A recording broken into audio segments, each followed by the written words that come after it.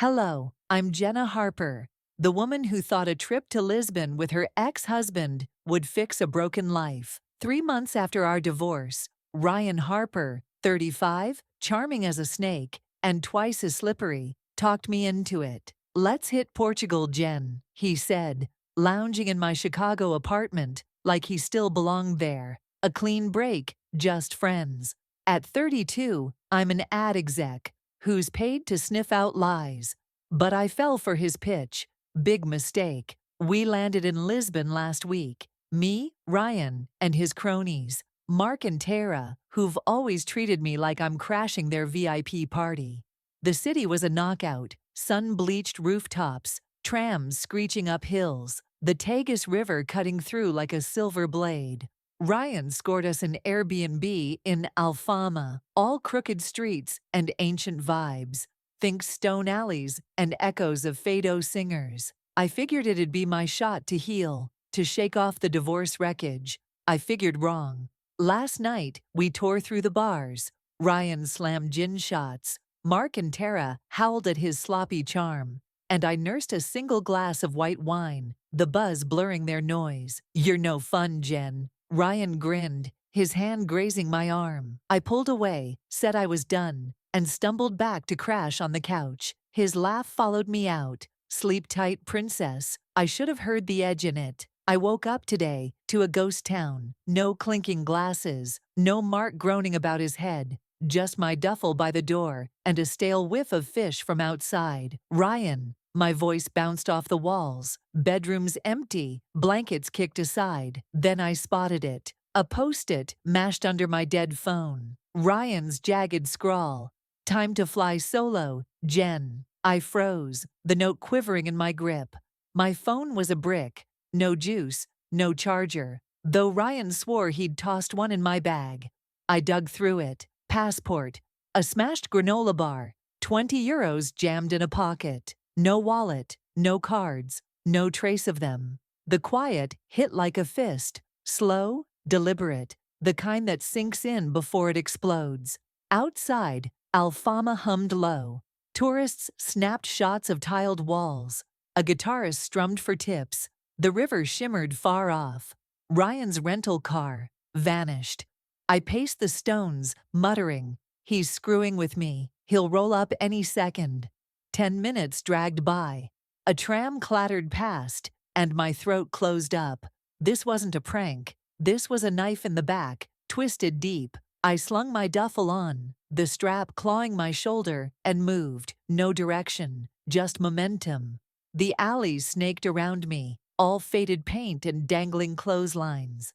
A kid on a scooter stared, then sped off. I was the sweaty American, lost in a city I didn't ask to be in, ditched by the ex who'd already trashed my world once. I stopped where the street dipped toward the river, the water flashing like it was mocking me. Ryan didn't just bail, he wanted me wiped out, off his grid, out of his story. Those €20 felt like a taunt in my pocket. His voice slithered through my head. "You're tougher than you look, Jen." The drama didn't scream. Not yet. It coiled in the hush of that hollow apartment, the bite of that note, the pulse hammering my skull.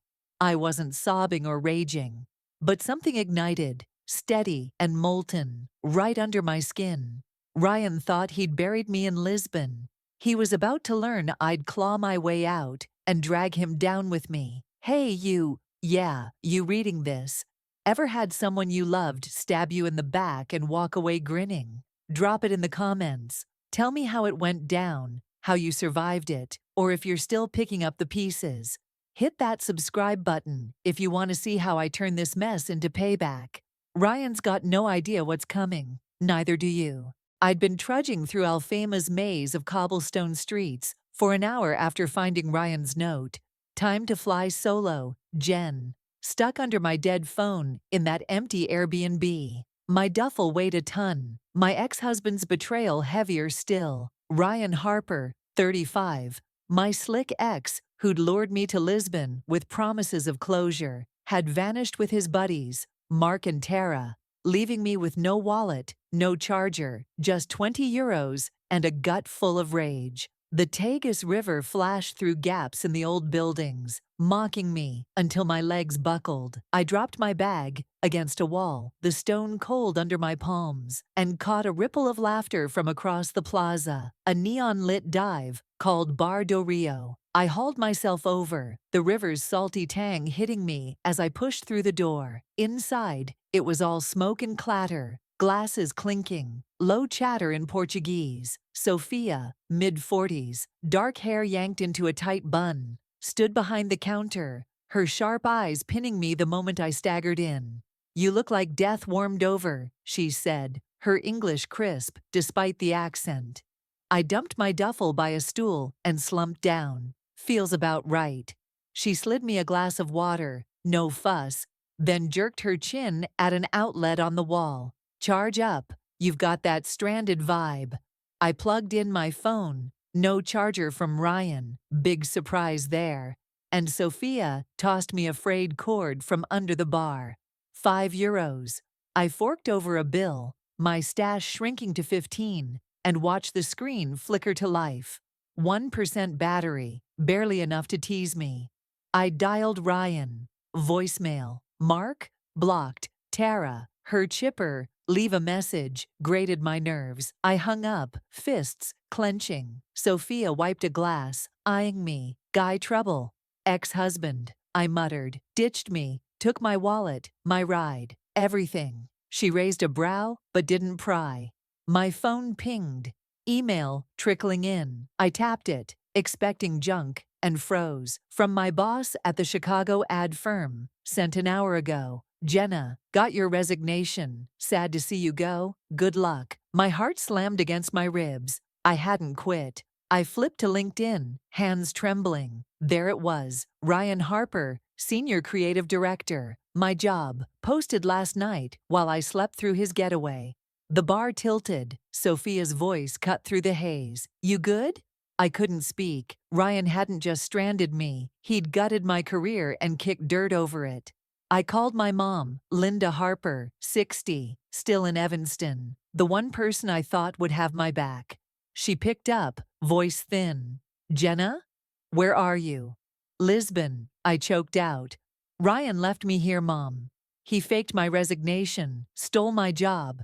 She interrupted, too calm. "Ryan called me. Said you're off the rails again, needed a break. He's worried, hun." "Worried? He's lying," I snapped. "Jenna," she sighed. "Don't blow this up." The line went dead. The room stilled, or maybe it was just the roar in my head fading out. Sophia slid a shot of gin across the counter. "No charge." "Drink it, you're too pale." I threw it back, the sting snapping me awake. Ryan hadn't just bolted, he'd spun a web, turned Linda against me, made me the crazy one. I grabbed my phone, opened Twitter, and typed, "Ex-husband dumped me in Lisbon, forged my resignation, stole my job." This is what he did. I hit post, watching the likes climb. 10, 30, 60. Sophia smirked, leaning on the bar. "Not one for tears, are you?" "Not today," I said, the gin fueling a slow burn in my chest. The drama roared in Ryan's backstab, but the quiet, my steady hands on the phone, the plan forming, was what scared me most. He thought I'd crumble. He was about to eat those words. "Your turn now." Ever had someone rewrite your life to save their own skin? Drop it in the comments. How'd you hit back, or are you still plotting? Subscribe if you want to watch me turn Ryan's game into his nightmare. The fuse is lit. Stick around for the boom. I sat at the scratched-up bar counter in Bar do Rio, the Tagus River glinting outside, my phone buzzing like a live wire. Yesterday, Ryan Harper, my ex-husband, 35, a snake in a tailored suit, left me stranded in Lisbon's Alfama district with nothing but a duffel, €20, and a post-it. "Time to fly solo, Jen." His buddies, Mark and Tara, were in on it, vanishing with him after a night of bar hopping. At the bar, Sophia, the no-nonsense bartender, mid-40s, with a stare that could cut glass, handed me a charger and a shot of gin while I uncovered Ryan's real play. He'd faked my resignation from my Chicago ad job, and snagged my position. My mom, Linda Harper, 60, bought his sob story over mine, leaving me gutted. My Twitter post, calling him out, was up to 60 likes when I last checked. Now 12 hours later, that tweet had exploded. 500 likes, 200 retweets, climbing fast. I refreshed the screen, the numbers ticking up like a slot machine. Sophia leaned over, peering at my phone. "You're trending, huh?" she said, her voice dry as the gin I'd downed. I nodded, still half dazed. Notifications pinged. Strangers tagging me, some American expat in Lisbon, Venmo-ing me €50 with a note, "Screw that guy." My €15 jumped to 65, a tiny lifeline in this mess. Then my phone rang, a blocked number. I hesitated, then answered. Ryan's voice slithered through, low and pissed. "Take it down, Jen. You're embarrassing yourself." My grip tightened, nails digging into my palm. "You stranded me, stole my job, and I'm the embarrassment?" He laughed, sharp and cold. "Keep this up, and you'll regret it." "I'm not playing." "Neither am I shot back, and hung up before he could reply. The bar's hum faded, my pulse pounding in my ears. He wasn't scared yet, just annoyed. Good, I'd fix that. Sophia slid me a coffee, black and bitter. "He sounds like an asshole." "The king of them," I said, sipping it down. My phone buzzed again. Twitter DMs this time. One caught my eye. "Miguel Costa, freelance journalist. Saw your post. Can we talk?" I Googled him. Mid-30s, scruffy photo, bylines in Portuguese papers, and a few US outlets. Legit. I typed back, "Bar do Rio, Alfama." Now 20 minutes later, Miguel walked in. Tall, messy hair, carrying a beat-up laptop bag. He slid into the stool next to me, ordering a beer in rapid Portuguese, before turning to me. "Your ex sounds like a piece of work. This true?" "Every word," I said, showing him the email from my boss and Ryan's LinkedIn flex. Miguel scrolled, nodding. "This could blow up bigger, stateside even. I've got contacts at the Atlantic. You in?" My stomach flipped. This wasn't just a rant anymore. It was a weapon. "Yeah," I said, voice steady. "I'm in." He grinned, cracking open his laptop. "Let's draft it now. Hit him where it hurts." Sophia watched us, arms crossed, a faint smirk tugging her lips. "You're not running back to mommy, are you?" she asked. I thought of Linda's voice. "He's worried, hon," and shook my head. She picked her side. "I'm done begging." The bar's neon buzzed overhead, the river outside flat and dark now. My phone kept pinging. More likes, more DMs, a wildfire I'd sparked with one match. Miguel typed fast, reading snippets aloud. "Stranded in Lisbon, her career stolen by the man she once trusted." I added, "Make it ex-husband. He doesn't get to hide that." The drama was loud now. Ryan's threat still echoing, the tweet spreading like gasoline. But the quiet was in my bones. The calm before I lit the next fuse. He thought he'd silenced me. He was about to choke on the noise. Your move, folks. Ever watch someone underestimate you and live to regret it? Hit the comments. Tell me how you turn the tables. Or if you're still waiting for your shot. Subscribe if you're hooked on seeing Ryan's world burn. This fire's spreading. Don't miss the blaze. The neon flicker of Bar do Rio buzzed overhead as I sat hunched over Miguel's laptop. The Tagus River, a dark smear beyond the window. My tweet exposing Ryan had hit 600 likes overnight. A wildfire I'd sparked after his phone threat yesterday. His voice still echoing. "Take it down, Jen, or you'll regret it." Sophia had smirked from behind the bar, pouring me coffee, while Miguel typed up our story for the Atlantic, promising a knockout punch. But as morning bled through the bar's grimy panes, that fire started to choke on its own smoke. My phone, down to 5% from Sophia's dying charger, pinged with an Instagram alert. I tapped it, and there was Ryan, polished in a suit, eyes glistening like he'd rehearsed it. "I tried to help my ex-wife," he said, voice cracking just so. "She's unstable, always has been. I left her in Lisbon for her own good, but now she's spinning lies. The caption read, "Truth hurts," racking up 2,000 likes in an hour. Mark and Tara piled on in the comments. "You're a champ, dude," and "she's nuts." Their words twisting the knife deeper. My chest tightened, breath catching like I'd been sucker punched. I flipped to Twitter, fingers clumsy on the screen. My post still held ground, but the tide was shifting. "This chick's delusional" and "Psycho X alert" popping up like weeds. The bar's Wi-Fi stuttered, and my phone went black, the charger finally giving up the ghost. I slammed it down, the thud cutting through the bar's hum. Sophia glanced over, rag in hand. "What's he pulling now? Turning me into the bad guy," I muttered, nodding at the dead screen. She snorted. "He cries like a toddler. Weak."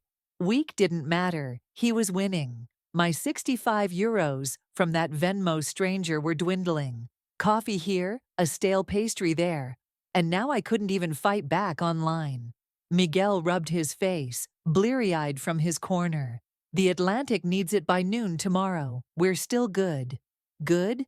I was a sweaty mess, stuck in a bar with no cash, no charge, and a reputation shredding faster than I could blink. I stumbled outside, the river air biting my skin, and dialed Linda again, voice raw. "Mom, he's lying on Instagram." She cut me off, sharp and final. "Jenna, I saw it. You're shaming us. Enough." The line clicked dead, leaving me staring at the water, hands shaking. Back inside, Sophia tossed me a rag, her eyes flinty. "No dough, no freebies. Clean glasses, you eat." I snatched it, the coarse fabric scraping my palms, and started scrubbing. Grease streaking my fingers, the sour stink of old beer clogging my throat. A guy at the bar snickered, slurring something in Portuguese. Sophia barked back, but his grin lingered, a jab at the American bar wipe, drowning in her own sweat. My tweet was fading, drowned by Ryan's sob story, and I had no juice to claw it back. Miguel pounded his keys, voice tight. "We need proof, the resignation email, something solid."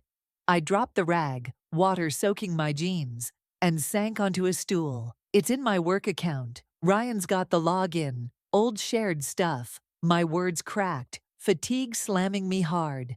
Sophia shoved a plate my way, sardines and crusty bread. A grudging handout. I ate, the salt grinding my chapped lips, staring at the blank phone. No money, no power, no voice. Ryan was crushing me, and I was scraping by on bar scraps. The clatter of glasses softened, the bar's shadows pooling around me. My hands steadied on the rag, the drama raging in Ryan's calculated hit. But the spark in me flickered, ragged, dim, still alive. He'd turned the crowd against me. I'd turn it back, even if I had to claw through this hell first. Your call now. Ever had someone flip the script and leave you swinging in the wind? Hit the comments. How'd you scrape through, or are you still clawing? Subscribe if you're in this with me. Ryan's riding high, but I'm building the fall. Stick around. The air in Bar do Rio hung heavy with stale beer and smoke. As I scrubbed the last glass, my hands raw from the rag Sophia had thrust at me yesterday. The Tagus River loomed dark outside, a silent witness to my unraveling. Ryan's Instagram video, his crocodile tears painting me as the unhinged ex, had flipped the script overnight, drowning my Twitter counterattack in a flood of doubt. Sophia, the bar's hard-edged keeper, had forced me to earn my keep after my phone died, and my 65 euros ran thin, leaving me wiping down grime for scraps of sardines and bread. Miguel Costa was still hammering away at his laptop across the room, chasing a deadline for the Atlantic. But my hope was fraying faster than the bar's Wi-Fi. Morning light sliced through the dusty blinds, catching the sweat on my brow as I stacked the clean glasses. My jeans were stiff with spilled water, my arms aching from hours of scrubbing, and the 5 euros Sophia tossed me for the night's work sat crumpled in my pocket. Barely enough for a coffee, let alone a charger. A drunk from last night had left a half-eaten sandwich on the counter. I swiped it, too hungry to care, the bread dry as sand in my mouth. Miguel glanced up, his voice hoarse. We're cutting it close. Need that email proof by noon. I wiped my hands on my shirt, the fabric sticking to my skin. I told you, it's locked in my work account. Ryan's got the keys. Before he could reply, the bar door creaked open, and a wiry guy, in a cheap suit, shuffled in. Early 40s, slicked back hair, carrying a manila envelope. He scanned the room, then zeroed in on me. Jenna Harper? His accent was thick, his English clipped. I froze, rag dangling from my hand. Who's asking? He slid the envelope across the counter without a word and bolted. Sophia raised an eyebrow, but I tore it open. Inside, a single sheet. Cease and desist. Defamation. Ryan Harper v. Jenna Harper. My stomach dropped, the paper trembling in my grip. He wasn't just smearing me. He was suing me now, claiming my lies were ruining him.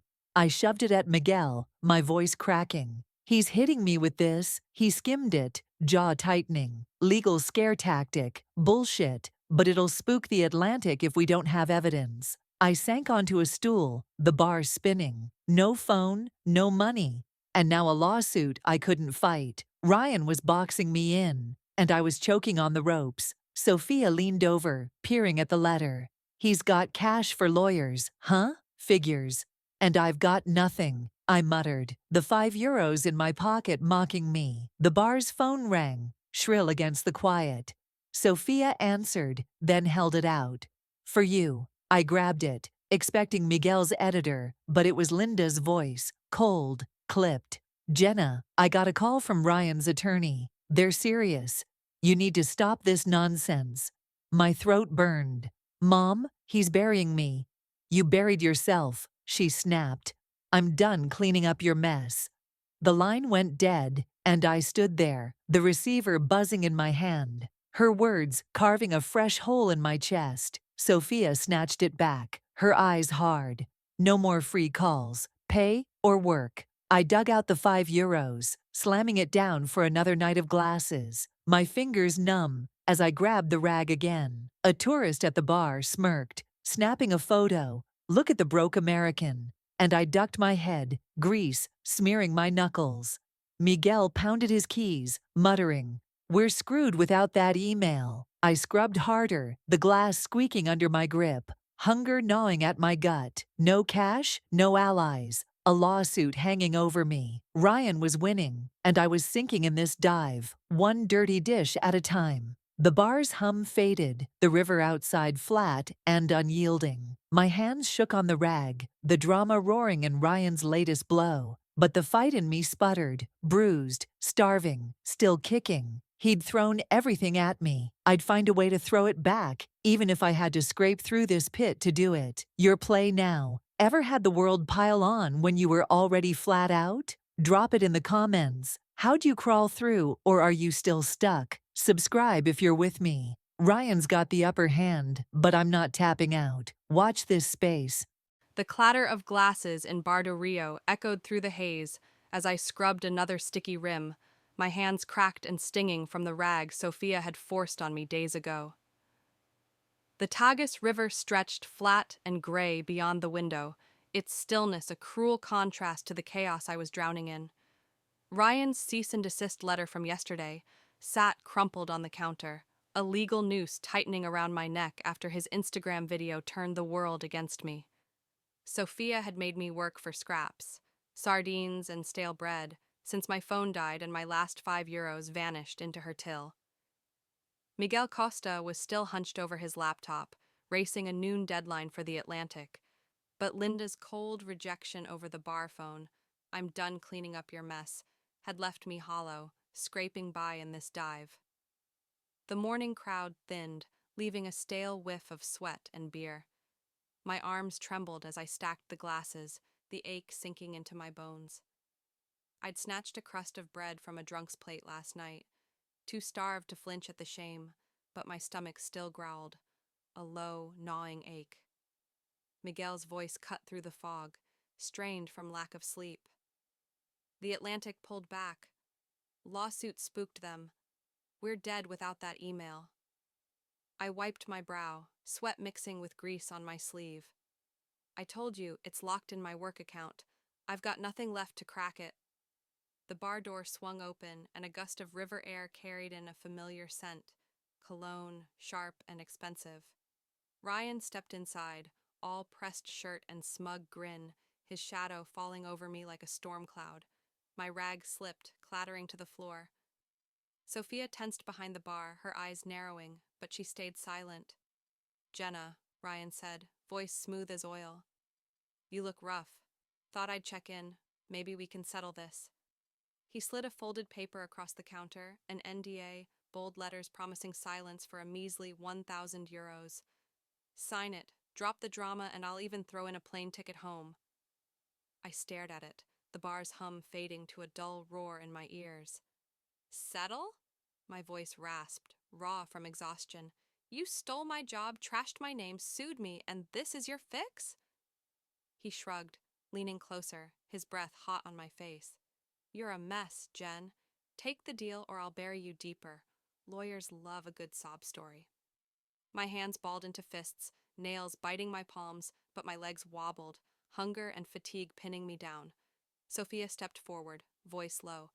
Get out before I throw you out. Ryan smirked, tossing a €20 bill on the counter.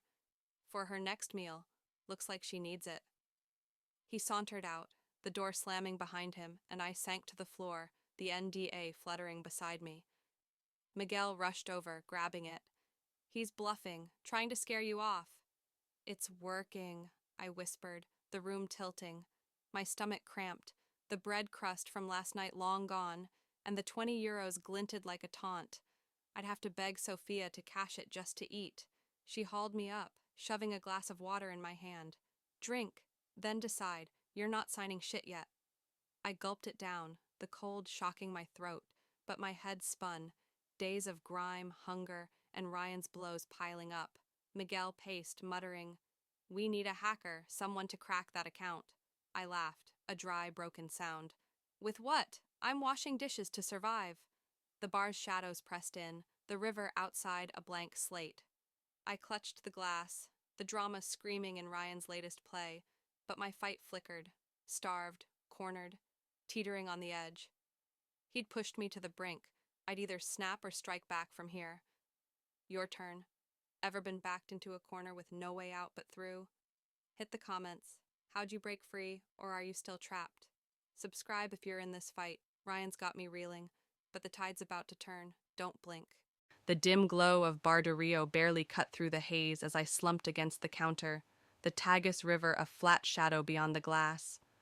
Ryan's NDA, his latest jab from yesterday, lay crumpled beside me, a cheap bribe of €1,000 to shut me up after he'd stormed in, all smug and cologne-drenched, taunting me with a plane ticket home. My hands still stung from scrubbing glasses for Sophia, my stomach hollow despite the €20 he'd tossed like a bone to a stray. Miguel's article for The Atlantic had tanked, spooked by the lawsuit, and I was down to nothing. No cash, no phone, no fight left after Linda's final cut over the bar line. Sophia shoved a lukewarm coffee my way, her voice gruff. You signing that trash or what? I stared at the NDA, the ink blurring through my gritty eyes. Not a chance, I rasped, shoving it back. She smirked, a rare crack in her armor, and slid a key across the counter. Backroom's got an old computer. Use it, don't break it. I blinked, the weight of her words sinking in. A lifeline.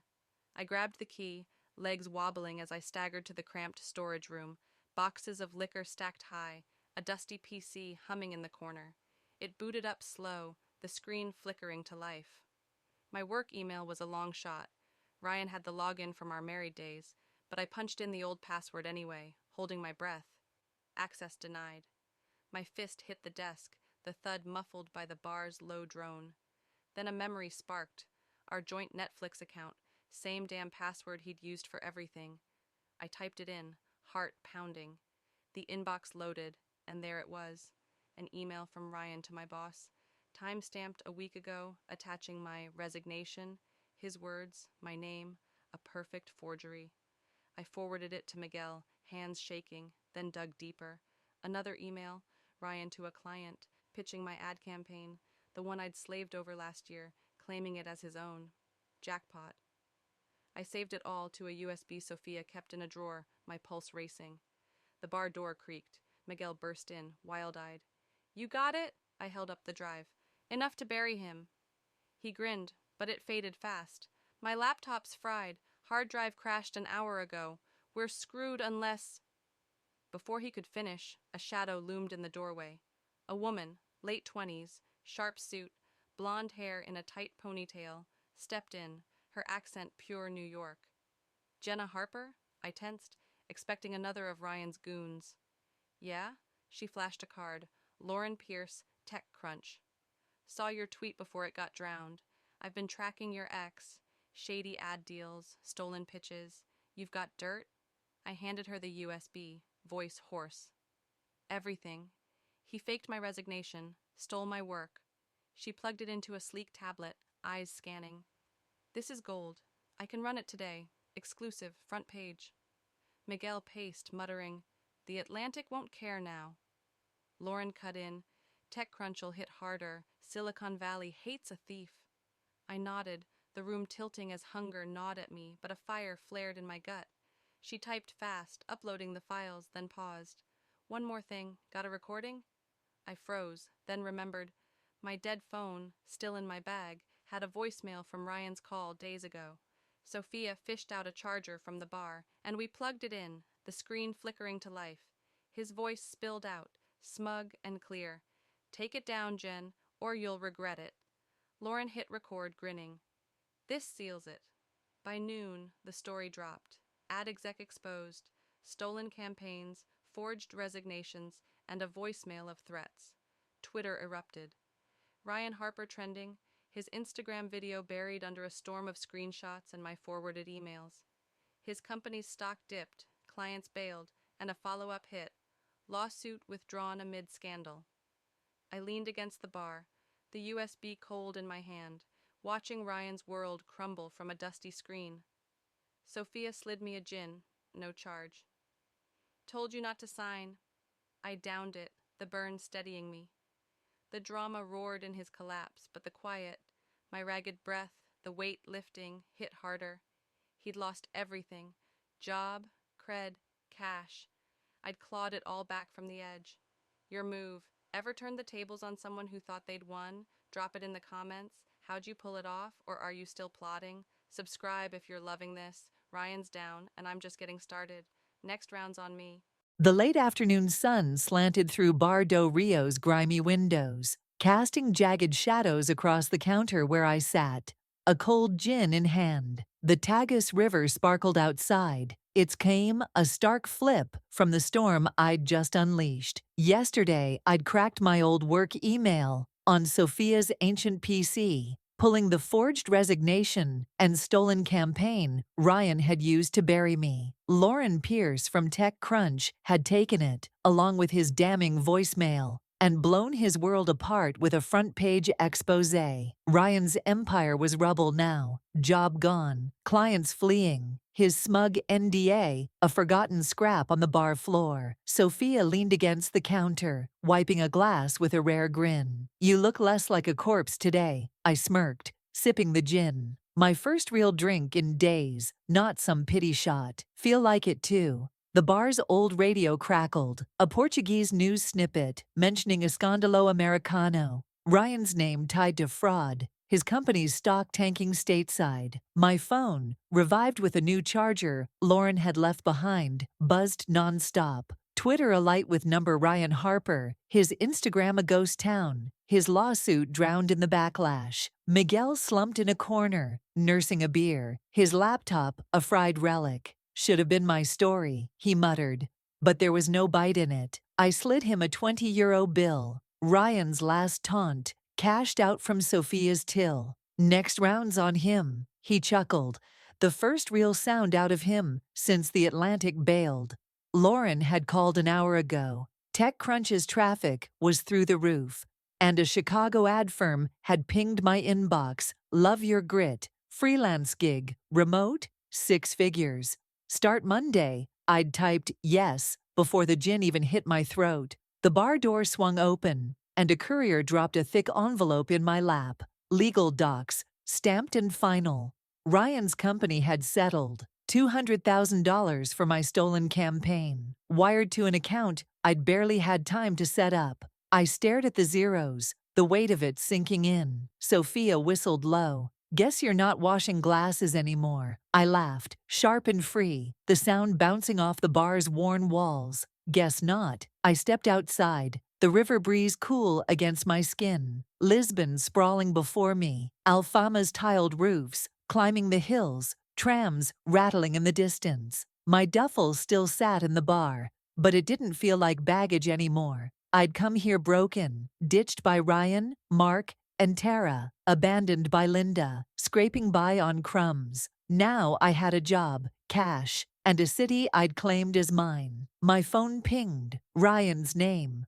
A pathetic text. "You happy now?" I typed back, fingers steady, thriving. "Lose my number, sent, blocked, done." Back inside, Sophia poured another round. The bar's hum warm for once. I raised my glass, the gin glinting in the light, to burning it down and building it back. She clinked hers against mine, and Miguel joined, a tired grin breaking through. The drama had peaked in Ryan's fall, but the quiet, my breath steady, the river rolling on, felt like victory. He'd lost it all. I'd won more than I'd ever had. Your shot. Ever rebuilt from nothing and come out on top? Hit the comments. Tell me how you rose, or if you're still stacking the bricks. Subscribe if you've loved this ride. Ryan's toast, and I'm just getting warmed up. See you out there.